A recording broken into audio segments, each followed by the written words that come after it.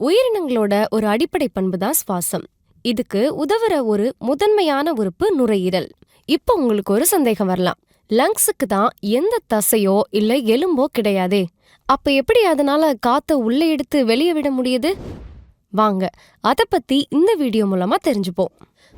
பொதுவா சுவாசம்ன்றது வளிமண்டலத்துக்கும் நுரையீரலுக்கும் இடையில நடக்கிற காற்று பரிமாற்றம் தான். அட்மாஸ்பியர்ல இருக்கிற காற்று லங்ஸுக்கு பாஸ் ஆனா அத இன்ஸ்பிரேஷன், அதாவது உட்சுவாசம்னோ, காற்று நுண்ணறைகள்ல இருக்கிற காற்று நுரையீரலை விட்டு வளிமண்டலத்துக்கு போனா அத வெளி சுவாசம், அதாவது எக்ஸ்பிரேஷன்னு சொல்லுவாங்க. இந்த ரெண்டு ஈவெண்ட்ஸும் சுவாசத்தோட ரெண்டு நிலைகளா இருக்கு. சரி, கொஞ்ச நேரத்துக்கு முன்னாடி நாம பார்த்த சந்தேகத்துக்கு இப்ப வரலாம். என்னதான் லங்ஸுக்கு மசில்ஸ் இல்லைனாலும் அதை சுத்தி உள்ள சில தசைகள் சுவாசம் நடக்க உதவுது. அதுல முதன்மையா செயல்படுற ரெண்டு மசில்ஸ் எதுன்னு பாத்தீங்கன்னா, முதல்ல டயஃப்ராம், அதாவது உதர விதானம். அடுத்து இன்டர்கோஸ்டல் மசில்ஸ், அதாவது விலா எலும்பிடை தசைகள். டயஃப்ராம்ன்றது ஒரு திசுப்படலம். இது மார்பரையும் வயிற்றறையும் பிரிக்குது. இது பொதுவா ரெஸ்டிங் ஸ்டேட்ல டோம் ஷேப், அதாவது மேல் நோக்கி குவிந்த நிலையில இருக்கும். அதுவே நுரையீரலை சுத்தி விலா எலும்புகளுக்கிடையில காணப்படுற இந்த தசைகளை விலா எலும்பிடை தசைகள்னு சொல்லுவாங்க. இதுல வெளிப்புறமா உள்ள தசைகளை எக்ஸ்டர்னல் இன்டர்கோஸ்டல் மசில்னோ, உட்புறமா உள்ள தசைகளை இன்டர்னல் இன்டர்கோஸ்டல் மசில்னோ சொல்லுவாங்க. இந்த மசில்ஸ் எப்படி பிரீத்திங்க்கு உதவுதுன்னு தெரிஞ்சுக்கிறதுக்கு முன்னாடி ரெண்டு முக்கியமான விஷயங்களை நம்ம நினைவுக்கு எடுத்துட்டு வரணும். முதல் விஷயம், வாய்க்கள் அதிக அழுத்தமுள்ள பகுதியில இருந்து குறைவான அழுத்தமுள்ள பகுதிக்கு மூவ் ஆகும். ஏன்னா அப்பதான் சமநிலை, அதாவது ஈக்குவலிபிரியம் மெயின்டைன் ஆகும். ரெண்டாவது விஷயம், நீங்க வேதியியல் பாட புத்தகத்துல படிச்ச ஒரு விஷயம்தான். இருங்க, ஒரு சின்ன ஹிண்ட் கொடுக்கறேன். எந்த விதி வால்யூம்க்கும் அழுத்தத்திற்கும் இடையில இருக்கிற ரிலேஷன்ஷிப்பை பத்தி சொல்லும்? Yes, Boyle's law. இந்த லாவை ஒரு எக்ஸ்பிரிமெண்ட் மூலமா பாப்போவாங்க. இப்போ இந்த சிரஞ்சில அதிக கொள்ளளவுல கேஸ் பார்ட்டிகிள்ஸ் இருக்கு. ஆனா இங்க ஏதாவது பிரஷர் அப்ளை பண்ணிருக்கோமா? இல்ல. இந்த நேரத்துல சிரஞ்சுக்குள்ள வால்யூம் அதிகமா இருக்கு, அதுவே பிரஷர் கம்மியா இருக்கு.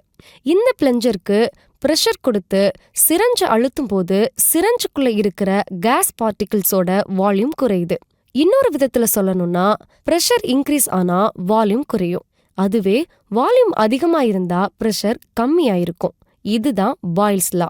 இந்த ரெண்டு பாயிண்ட்ஸையும் மறக்காம ஞாபகம் வச்சுக்கோங்க. இன்னும் கொஞ்ச நேரத்துல எப்படி பிரீத்திங்ன்ற ப்ராசஸ்ல இது ஏற்படுதுன்னு பார்ப்போம்.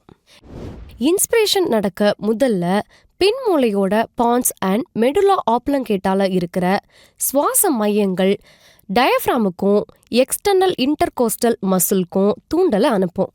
தூண்டலை பெற்ற டயஃப்ராம் இப்போ சுருங்கும், அதாவது அதோட ஒரிஜினல் டோம் ஷேப்ல இருந்து ஃபிளாட் ஷேப்பை அடையும்.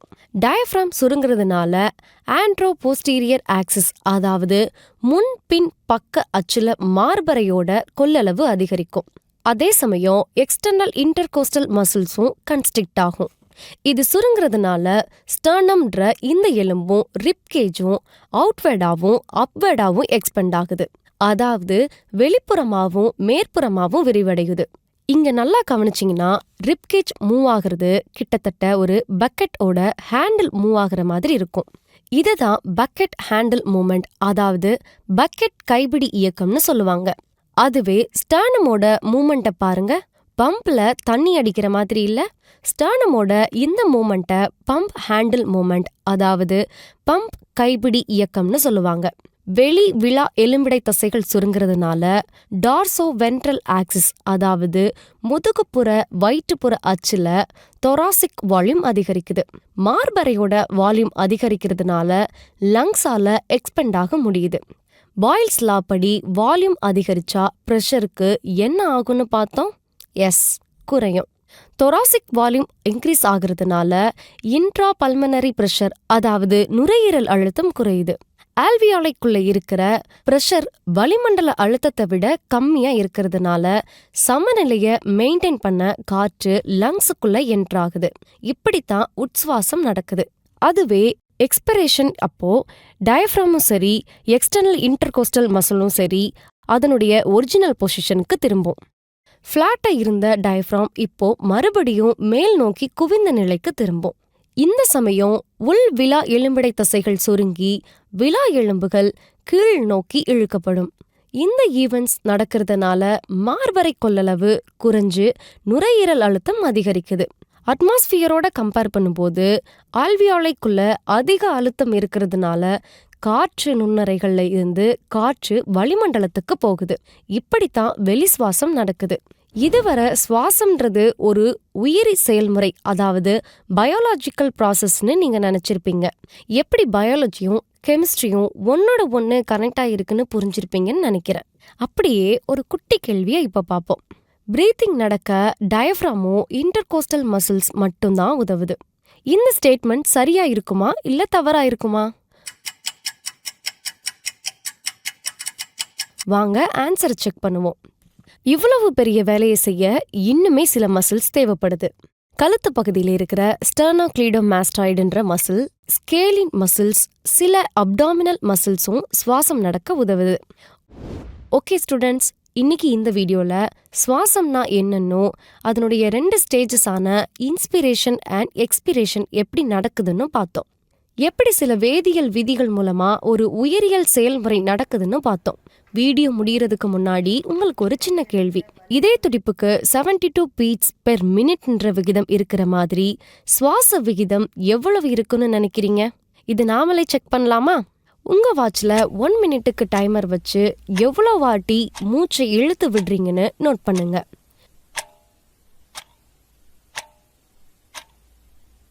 நோட் பண்ணியாச்சா? எனக்கு 1 மினிட்ல 15 பிரெத்ஸ் மெஷர் ஆச்சு. உங்களுக்கும் கிட்டத்தட்ட அதே ரேஞ்சில் தான் இருந்திருக்கும். பொதுவா ஒரு சராசரி மனிதனோட ரெஸ்டிங் ஸ்டேட்ல சுவாச விகிதம் 12 to 16 பிரெத்ஸ் பெர் மினிட் வேல்யூல இருக்கும். அதுவே பிசிக்கல் ஆக்டிவிட்டி செய்யும் போது அதிக ஆக்சிஜன் தேவை இருக்கிறதுனால 40ல இருந்து 60 வரை ரெஸ்பிரேட்டரி ரேட் இருக்கும். இது போல இன்னொரு இன்ட்ரெஸ்டிங் டாபிக்கோட உங்களை அடுத்த வீடியோல சந்திக்கிறேன். அது வரைக்கும் பாய்.